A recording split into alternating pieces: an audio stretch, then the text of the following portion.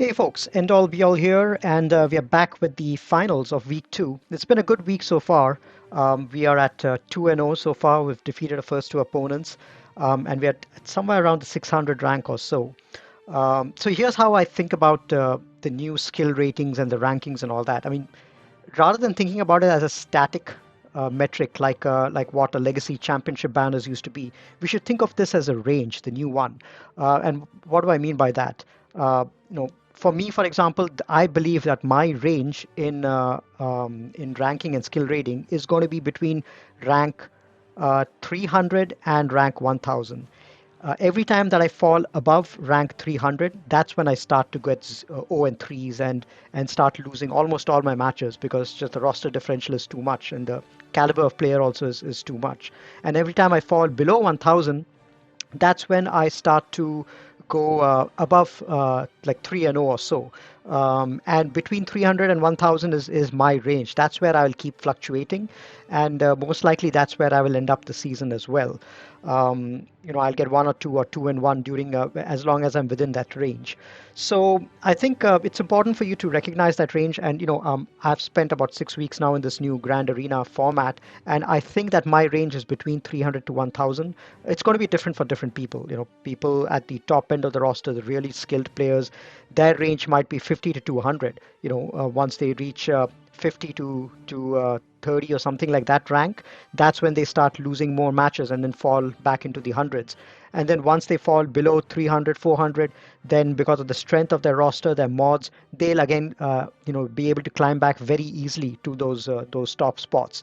Or if you don't have a roster as developed, if you don't have as many GLs, for example, don't have as great mods, you might not be as competitive. Your range might be 1000 to 3000 ranks, for example, or even lower than that. So it's important, I think, for you to understand where your range is and and set expectations accordingly, because it's perfectly okay to go 0 and 3 if you're operating at the top end of your range. That means you're punching way above your weight. So there's nothing to feel bad or ashamed about if you go 0 and 3 and you're at the top end of your range. And then similarly, if you're below the range that you usually operate at, it's you should expect to go 3 and 0 at that time so that you can climb back up to your range. So that's how I would like to think about Grand Arenas going forward. Records don't mean anything. 3 and 0, it doesn't mean anything at all. You 1 week you might go 3 and 0, the other week you might go 0 and 3, but it's just, what is more important is where you are in your relative range when you go 0 and 3 and when you go 3 and 0. All right, so that was just a little bit of my thoughts on the new skill ranking. Let's go over to our current matchup.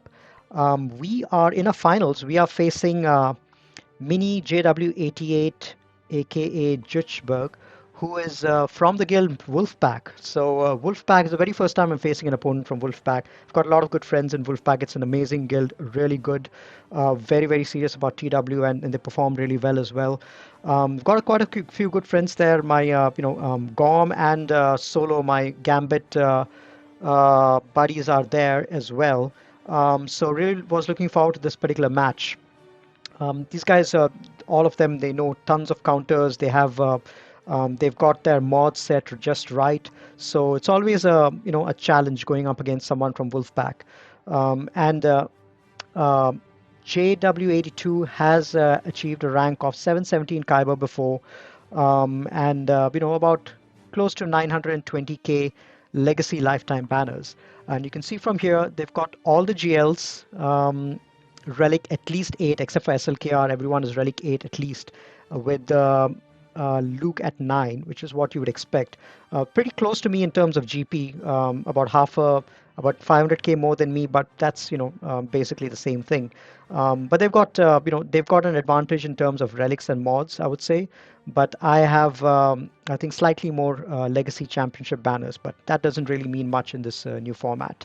So what I decided to do was I saw that my opponent was pretty consistent in the way in which they set their defenses. They almost always set both their Lord Vader and Jedi Master Kenobi on defense. And if they see a Jedi Master Kenobi on the enemy's team, what they do is they take their Jedi Master Luke or Rey with the Jedis to counter that particular team. So Jedi Knight Revan was the key part of their counter to JMK. If they did not have Jedi Knight Revan, they probably would not be able to take out JMK in a single shot. They might be able to multi-shot it. So what I decided to do was I decided to pull out Jedi Master Revan or Jedi Knight Revan in the front over here using all sorts of squads. So um, SLKR, I saw that my opponent likes to take has got a really fast old Ben, which means they like to take the JKR JKL old Ben squad against SLKR. So I decided to put SLKR over here. I kept BAM over here. That usually one of the strongest counters to this is JKR. Because my opponent likes to keep both gas and DR on defense. So if that option is not available, JKR is the best option for that.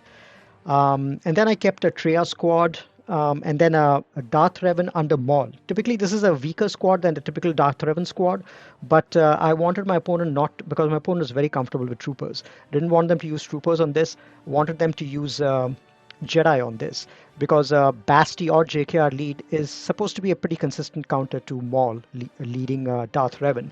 So I've got at least 3 counters over here in the front, which is expected to draw out the Jedi Knight Revan. And that would make the JMK counter difficult, because what I have at the back of my bottom zone is my Jedi Master Kenobi hanging out over there. So if they've already exhausted the Jedi Knight Revan, because they're going to have C and SLKR on offense, which is not going to do any good against Jedi Master Kenobi, and Rey and JML can counter Jedi Master Kenobi, but they definitely need Jedi Knight Revan in there, along with maybe JMK, Jolie, and a few others, key characters like that. So my goal was to prevent the full clear, and I kept Jedi Master Kenobi out here, along with Gas as well, and a B Bounty Hunter squad. Nothing really that impressive about it, apart from that slight speed bump from Django. And then up top, nothing much over here, just JTR bros with R2D2 and BB8, a couple of and then 3 really fast squads. Iden obviously gets 100% turn meter, not yet an Omicron yet. But by the way, Iden is the latest Omicron that I've applied just 2 hours ago. So the next week I should have Iden Omicron ready to be placed on defense. Troopers aren't that relicked up, unfortunately, but I think it'll still be a nuisance. And then the couple of other squads, I've got a Kyle Katarn, really fast under Rebels, and then I've got Dash, the prepared squad with an Omicron as well. And my dash is at 249 speed, so effectively 269 speed. So you need something decent to get the jump on that particular team. So yeah, so really not that great teams, but it requires something fast and something specific to take out. And at the back, I've kept my usual defense, Empire and Empire. Nothing much about it. I've kept my own Malevolence and Negotiator on offense. Now, my opponent has kept the same defense that they usually keep. Mon Mothma, Grievous Nuke, the Separatist droids with Newt, and then BAM with L3 and Nest. And at the bottom, I was expecting to see Lord Vader and JMK at the back zone, but I saw it in the front zone, so which is great, because it allows me to use up the counters that I know I'm going to use against these, and whatever's at the back, I can handle it later, but at least I know what counters I'm going to use for these ones. And then there's gas and DR as well. I would expect nothing less from a Wolfpack opponent.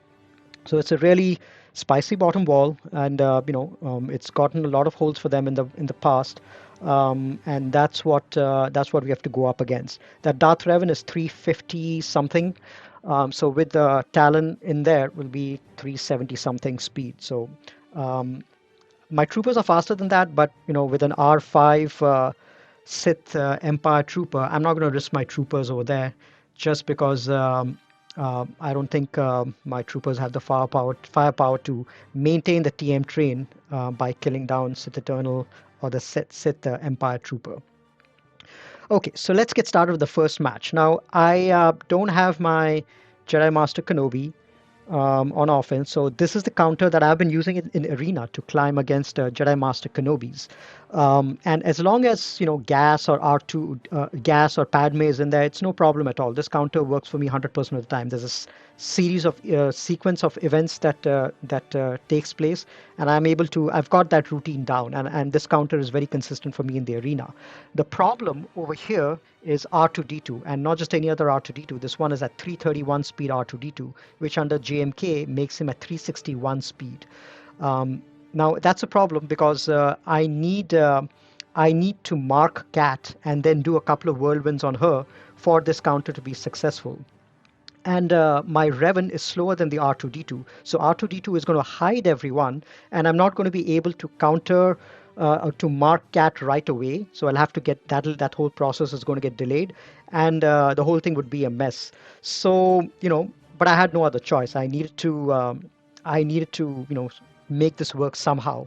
I wanted to take out as many people as possible, preferably Cat and maybe one or two other people, and then try to clean it up with someone else.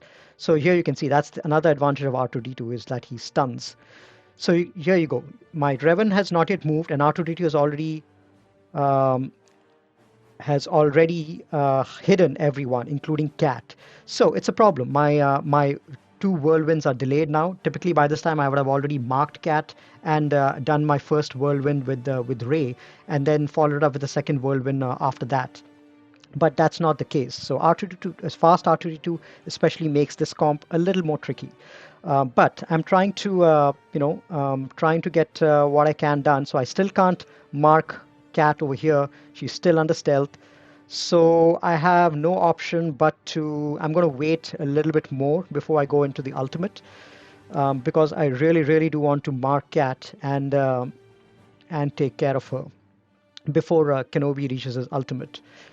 But his ultimate bar is full, and he has reached his ultimate, and I haven't even taken down Cat once, haven't even exhausted the Savior. So this is proving to be a little problematic at this stage. Cat is out of stealth, but and she's going for Yoda again, and I still haven't gotten the mark yet. So I said, screw it, let me go ahead to ultimate right now because my team needs to survive. If I don't go into ultimate at this stage, my team is going to end up dying, and I won't even have Jolie to revive them because his revive is off cooldown. So I decided to go into ultimate. I marked Cat. Now I need to come out of ultimate and take care of Cat over here. This has not exhausted Savior, but I need to see if I can outspeed Cat and do at least another one of the big hits from Ray. Yes, I managed to get that, and this hit managed to exhaust Cat's Savior. So there's still one more Savior that I have to go, but I need to revive first. Don't want to do the whirlwind right away. They're targeting my Jolie, which is a tough situation to be in. And I don't want to do my whirlwind over there against Kenobi because I'm not going to take him out. So I'm going to go into ultimate to save my Jolie because he's going to be targeted next. The order of operations is usually GMY gets targeted first, then Revan gets targeted, and then they go after Jolie hardcore. So if GMY and Revan are not on the board, you need to give the lifeblood to Jolie and you need to make sure that Jolie survives. So over here, I'm in a really tough situation. I haven't taken on a single person in the enemy team, and except for Jolie, all my other Jedi were dead. But luckily, Jolie was able to get back in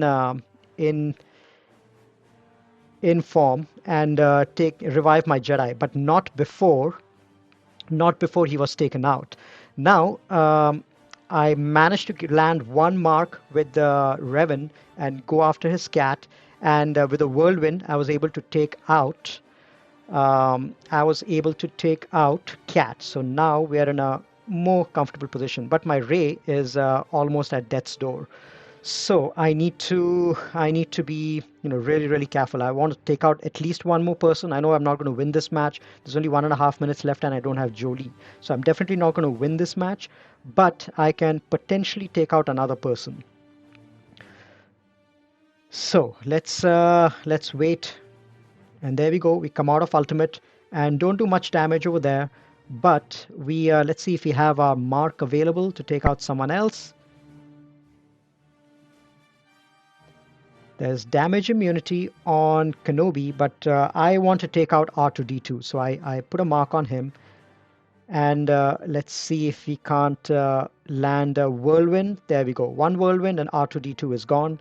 No more stealth, no more stat boost. And even if we lose this match, which we probably will, we will end up, we can end up cleaning it up for something lesser. Let's see what we have for the cleanup.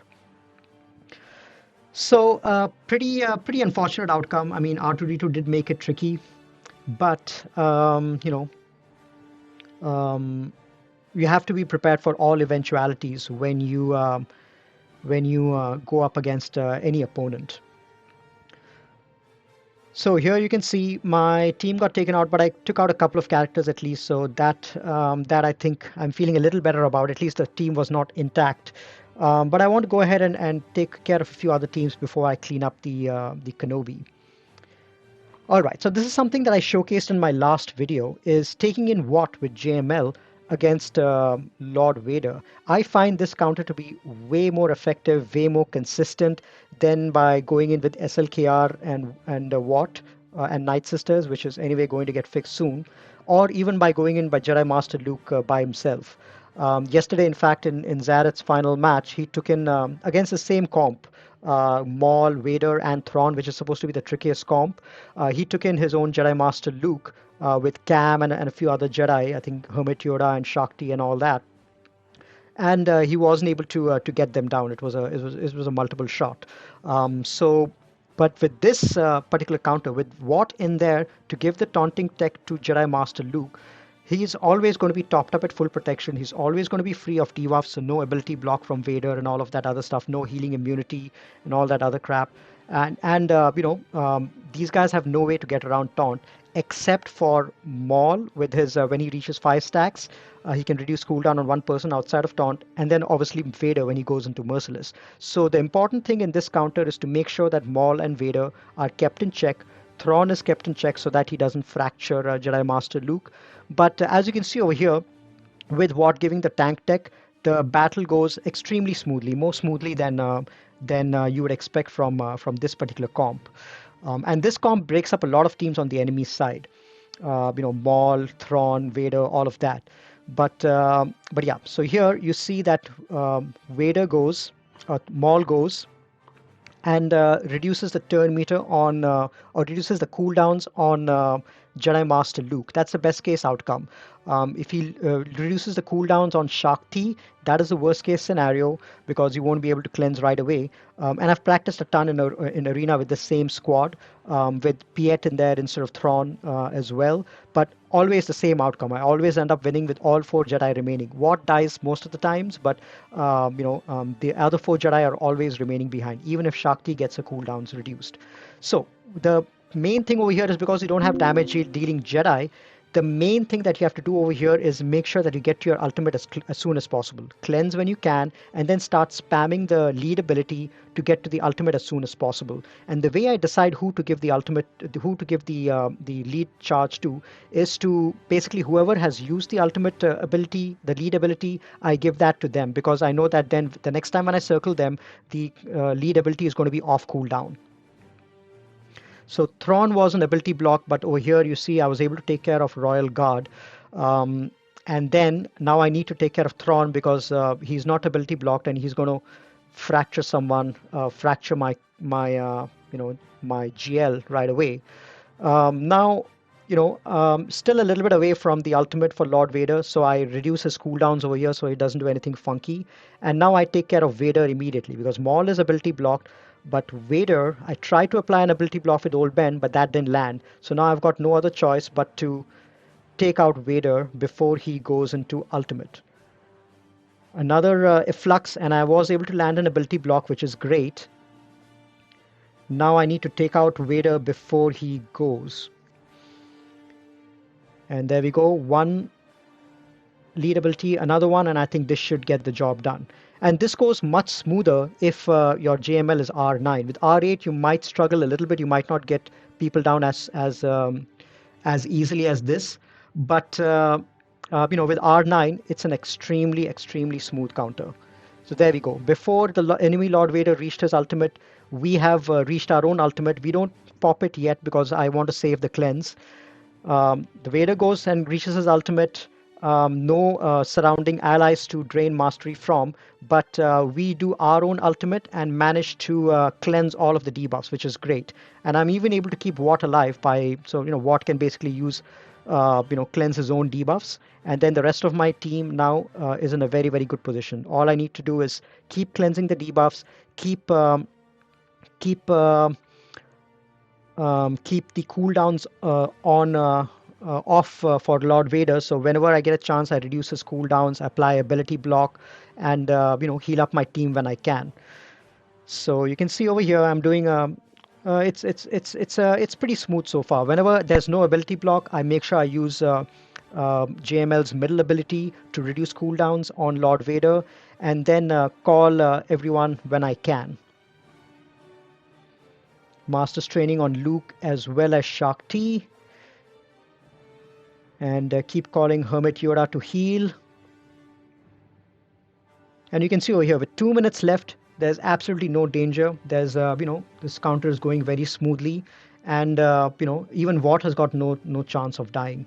And I've, managed to land a few heals. And let's see. I top up a little bit of protection for Watt, and then keep reducing his cooldowns. And with this, I think I finish one more and I finish him off. So there we go. 63 banners, which is a pretty good outcome against a tricky Vader comp with with Maul and Thrawn in there, with Vader as well. So I think going forward, I'm going to be using that comp more frequently, because not only is it a relatively cheap comp, because apart from JML and Watt, who are premium characters, you're just using support Jedi like Old Ben and Shak T and Hermit Yoda. All your premium Jedi like JKR, JKL, Cam, all of those are still freed up for you to use on other teams, and you're still taking out a really tough team with just JML and Watt. So I think that going forward, I'm going to be using this counter more often, and save my JKR to counter something else, and save my Cam to go with Qui-Gon Jinn, and potentially my Jedi Knight Luke to go with another team, a third Jedi team, if I can pull that off. But yeah, that's going to be my plan for that team going forward. Now let's go ahead with the with gas. And since I have my Sith Eternal, I've kept him on defense the last couple of matches, but this time I decided to keep him on offense because my opponent loves to keep gas on defense. I decided to go undersized because I did drop a battle with JMK against JMK, so I wanted to get as many banners as I can to put some pressure on my opponent. So with Sith Eternal, the counter to gas is pretty standard, unless the team is really modded for tons of offense. Then it can get a little tricky. This particular yeah, most of these guys are R7, R8, I think. So the priority over here is to get rid of fives, and in this case, fives has got tons of defense as well as protection, so he's taking a while to get down. But I'm healing when I can. Obviously, the safer option would have been to go with Armorer in there, but Armorer is a premium character. You can save him for something else. But you can see over here, I'm in yellow health already. Not a good situation to be in. So I need to heal up a little bit and reduce the cooldowns on my heal ability. So I set up Link once again. I'm almost at so yeah, almost at yellow health, but I managed to recover some bit of my protection. All right, and then I've almost taken out fives, but you can see over here, these guys are doing tons of damage. I don't want to pop my ultimate yet until I get into red. There we go. Now we're into red, but I think I decide to heal up rather than pop my ultimate. And I want to get rid of Rex first. So I go ahead and link a couple of people again to drain some more protection from these guys, because I'm going to take care of Rex first. So I decided to link the other two. I don't want them critting me.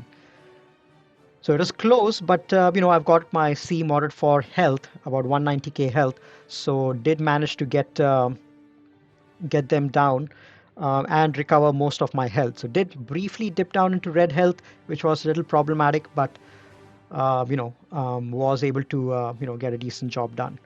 And now once Skywalker stands up, it's really not much of an issue, and he's dead for 68. So lost a little bit of health over there, but otherwise a pretty good outcome. So got a little dicey, but managed to make my way through it. And for Darth Revan, the last three matches, in fact, I've been using ZAM um, for Darth Revan squads. Even really fast Darth Revan squads, this one is effectively 370 something speed. Doesn't matter. ZAM, I've got my bounty hunters clocked right. My boss, I think, is 411. My grief is 405 effective speed, and everyone else is pretty fast as well. So you can see over here, reached the contract, got rid of Darth Revan, and then you just get rid of Basti when you can. And because of all the TM generation that this team does, it crits a lot. And because of all the TM generation that it does, I'm able to get tons of turns. So Basti is gone. Now all the danger in this team is gone. Now it's just a matter of cleanup. You just have to delay till you get your next disintegrate from Mando and take out Darth Malik, and then the rest of the characters you can take out as needed. And you can ensure that you end with the 65 banners in this case. So 65 banners against a Darth Revan squad without using a GL of your own, I think it's a desirable outcome, which is one of the reasons why I love ZAM Omicron, especially if you've got the bounty hunters timed right, you give them decent amount of love, decent speed, they can do amazing things. They can take out DR, take out Gas, and even tough teams like Starkiller and Maul. If you time them right, you will be able to take care of them with ZAM Omicron as well. So love this counter. Now I still have to clean up a Kenobi, and Kenobi is one of the toughest GLs to clean up because other GLs you can use TM loops like Troopers or Mon Mothma or things like that, but Kenobi does not allow any TM gain, so you have to use something heavy to clean him up. So I did have my own Lord Vader with me. And I decided to get him in to clean. I decided not to use Maul because that would be overkill, but I did decide to take in Vader in there, my own Darth Vader, to be able to at least land ability blocks and give a little bit of extra damage. So here, obviously, it's a problem because Kenobi is around, General Kenobi, and you have to basically, you have to get through his.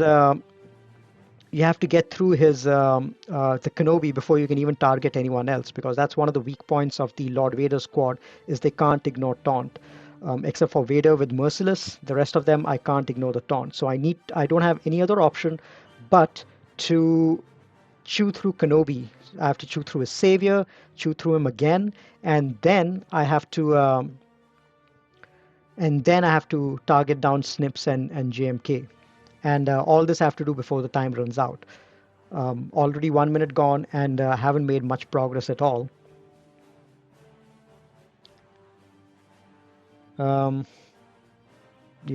Still trying to. I reached my ultimate. So I think with the Lord Vader squad, you really don't make much progress until you have ultimate, until you've reached the ultimate.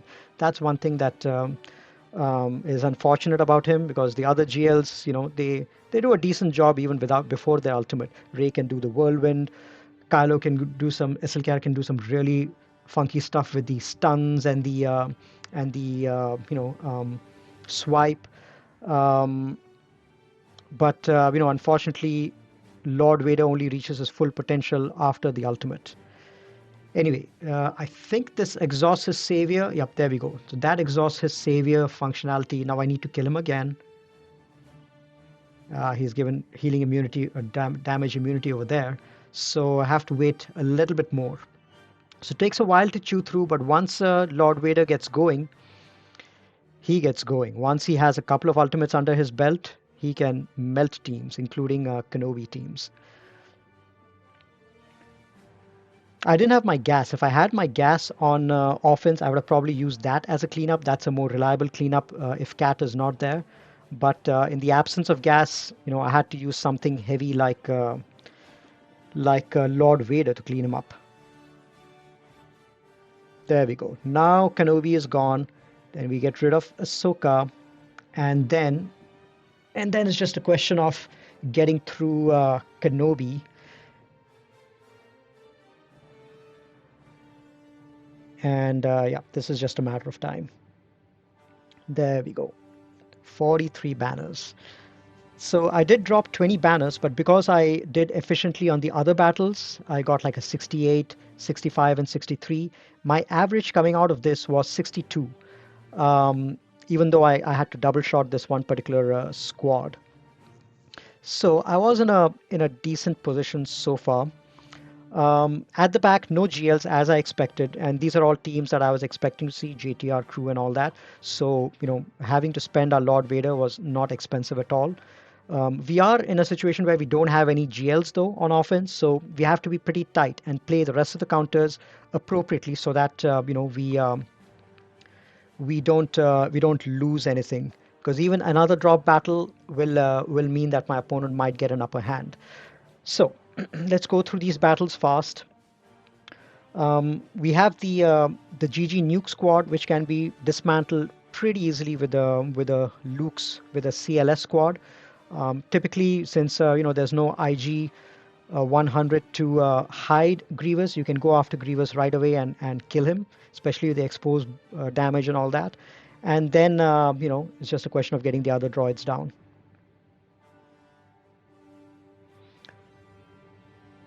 So pretty comfortable to end with 65 in this particular counter. A little bit of an overkill, but in the absence of Jedi, who you would ideally like to use here, this is perfectly fine. All right, so that squad is taken care of. Let's see what else we want to do over here.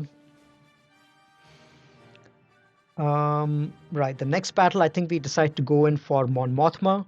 Now, for Mon Mothma, I like to take Empire against it, the fast Empire, but in this particular case, it was a really fast Kyle. Decided to take Grievous against it. Grievous is a very hard counter. They do go first, and they go pretty frequently. But once the TM train of Grievous gets started, B2 is the one who does all the magic here. Once he starts going, then we have tons of buff immunity, tons of target locks, and tons of turn meter generation from Grievous. And then the battle will be very much under control. So now, once Grievous gets a turn, just keep doing the AoE, keep popping those target locks, and you'll be fine. Get rid of Cara Dune. Apply extortion there. Get rid of him, and one final battle, one final enemy remaining behind, Hot Rebel Scout, and that is taken care of. Couldn't heal up everyone, so 62, but at least it was a one shot. All right, what's the next battle that we want to go in for? I think now I decide to go in for yes, that's Bad Batch versus the Crew Squad. This one is a pretty hard counter as well, whether it's Crew Lead or Hux Lead, any type of First Order squad that you find out there. A Bad Batch is almost inevitably going to outrun them, outspeed them, if you've got your Echo modded right, which is 340, 350 plus. Then you should be able to easily outspeed them, even with the Crew Speed bonus.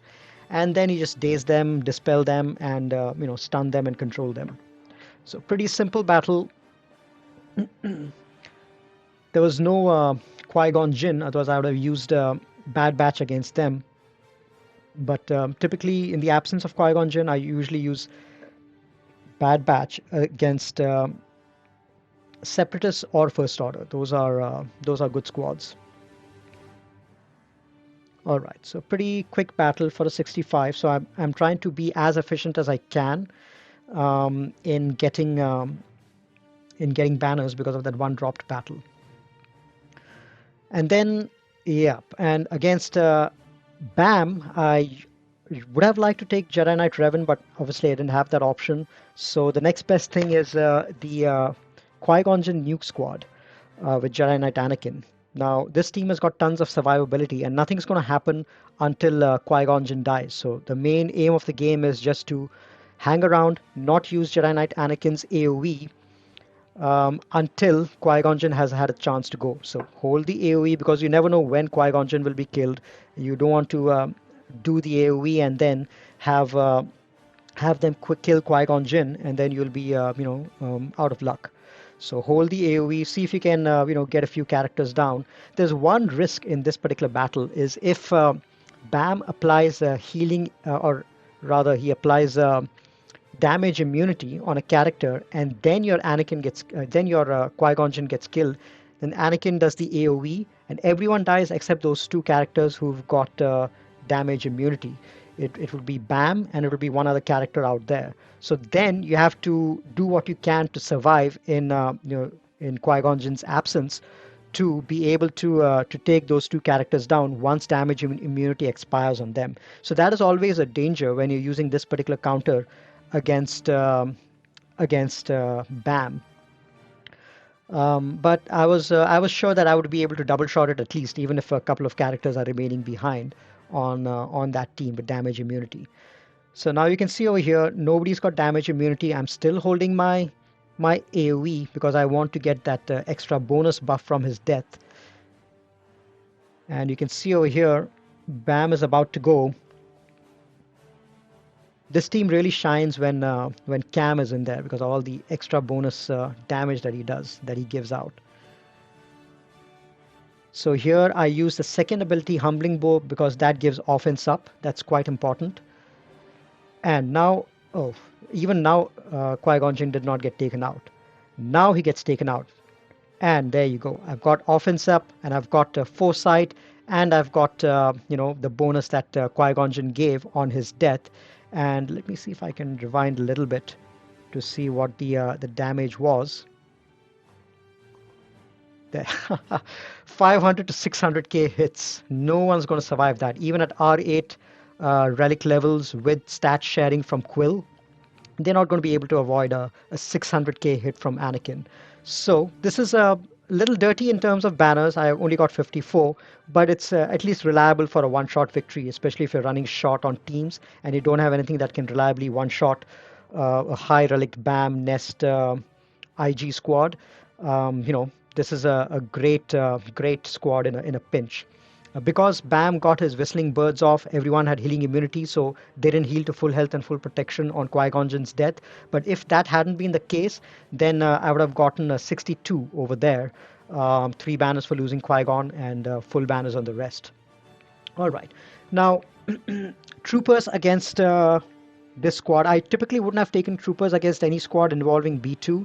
But over here we don't have Grievous, because IG usually makes Grievous taunt or in stealth, so you have no option but to go after IG if B2 and Grievous were in stealth. But in this case, there's no stealth, so I'm free to attack whoever I want. So I go ahead and attack B2, take him out first because I don't want him generating tons of turn meter. Then I take out Droideka, IG, and then B1. And now that the turn meter train is going, it's pretty easy to maintain it. And this should be another 50 banners, or 65 banners rather. There we go. Cool. So we are doing okay so far in terms of banners, apart from that one BAM squad and the drop battle on JMK. We've been getting 63 to 65 on every single battle. This is an interesting wrinkle. We have the Chimera over here, but we also have Piet with IG 2000 in the starting lineup, which is interesting to see. I think my opponent must have seen I've got weak rebels and decided to put that in, because this is easy for rebels to take out, especially if you've got a relic rebel squad. But it's more difficult for lower level relic to take out, and more difficult for malevolence to take out, because what's going to happen is Xanadu blood is going to come in as reinforcement and give retribution to everyone, and Houndstooth with retribution means he'll keep cleansing and he'll keep applying target lock on his basic, and then the enemy reaches the contract extremely fast. So that's the reason I decided to go with rebels, even though my rebels only G12, not really well modded. I decided to try it out. I've got success with the rebels against this particular comp once before, so I thought I might be able to get things done. Spoiler alert, I get demolished, and you'll see now what'll happen.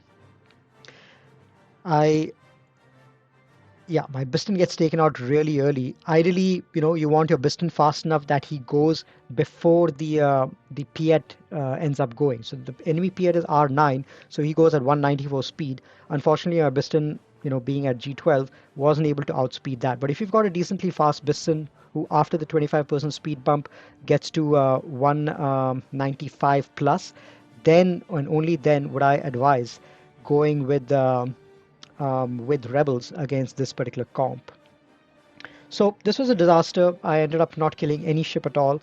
But a preloaded executor is an easier thing for Malevolence to take out than going in fresh. So, I would have, if I wanted to really preload, I should have ideally gone with a mace fleet with 3 weak squads. But I ended up preloading with my rebel, which was perfectly fine. If I'd gone in with my malevolence first, I probably would have lost, maybe taken out one ship, and then anyway had to go in with my rebels after that to clean it up.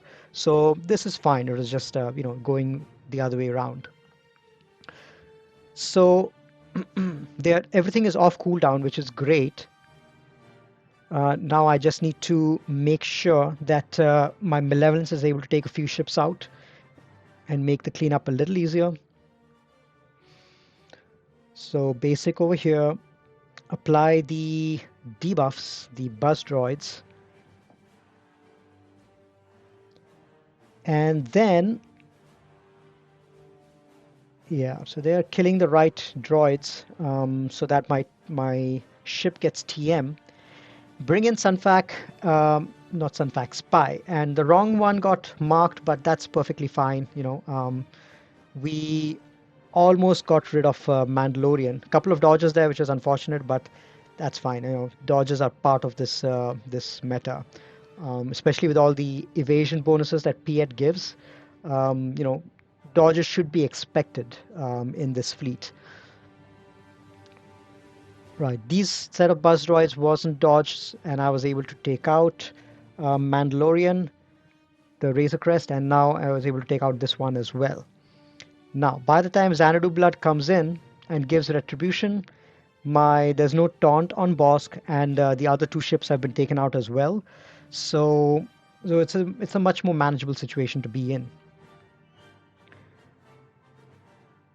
And you can see over here, I've taken out almost every ship except Houndstooth. So we are in a pretty good position with only 1 turn away from the ultimate. So preloading works. I mean, no matter what people say, preloading and then going in with Malevolence makes the Malevolence battle so much easier, especially if you can afford the preload, if you've got enough of a banner cushion to afford it. Preloading makes the Malevolence counter so much easier, especially if it's a tricky Malevolence counter that you feel you won't be able to get ahead of. Preloading makes a double shot way more reliable. This is only the second time I'm doing a preloaded battle, but it's pretty effective. So ultimate reached, and then it's just a question of mopping these guys up.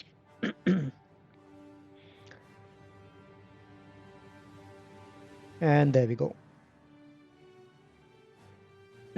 So double shot, which is as good as a single shot these days. Especially on the executor. And then we go to our final battle. This one I'm just going to speed up because negotiator versus chimera. It's really it's a pretty boring battle. I mean, they do strip a lot of banners because they've got the gauntlet in the starting lineup, and the kind of healing and the protection bump that the gauntlet gives. It takes a while to get these guys down, but with the AoE, I'm at least able to get Anakin down and then the Gauntlet down. And then once I get the other ships down, it's a pretty easy job cleaning up the TIE Bomber and the Sith Bomber. And ended up with 68 banners. Not the best banners. Usually I get 72, 73, but that's perfectly fine. I just wanted a one shot. So final outcome, I was at 1681. I dropped 2 battles, one on Jedi Master Kenobi, one on Executor, which is fine. I'm okay dropping those battles because both those are premium teams. So I did put some pressure on my opponent. I believe they needed to get, let's see, 20 by is, I believe they needed to get an average of 60 banners. Even if they one shot, they needed to get an average of 60 banners and 65 each on fleets in order to beat a score of 1681. So I was feeling pretty comfortable about myself. My opponent did end up going, and they got a couple of battles on SLKR. I think they might have used their own Jedi Knight Revan, Jedi Knight Luke comp, which failed. And then I think the Maul DR team was one shot for 68, so I'm sure a GL was used there, either Sith Eternal or SLKR. And then a couple of dropped battles on both Bando as well as Treya with Talon. And yeah, I bet my opponent must be hating themselves for that little bit of yellow health left on Nest. I think what must have happened is they must have taken CLS versus the Bando team and then timed out on Nest, because that amount of yellow health makes me believe that it has to be a timeout with CLS.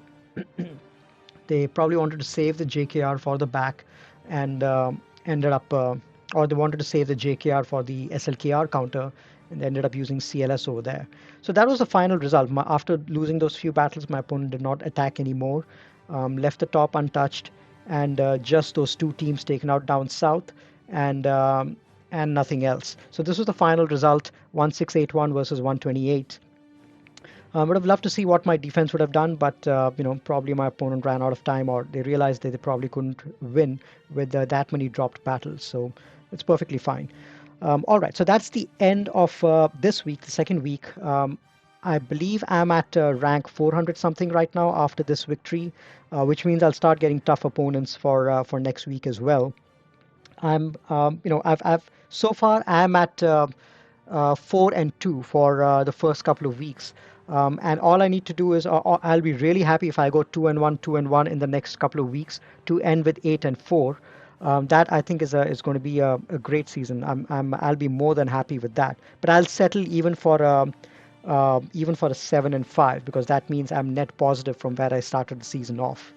But yeah, let's see. Let's shoot for 2-1, 2-1, and hope we are able to climb a little bit more in the next couple of weeks. All right, that's it for this week of Grand Arena. I'll catch you guys in a few days when we enter a new week. Hope you guys are having a great GAC session and enjoying yourself. I will catch you later, and happy gaming.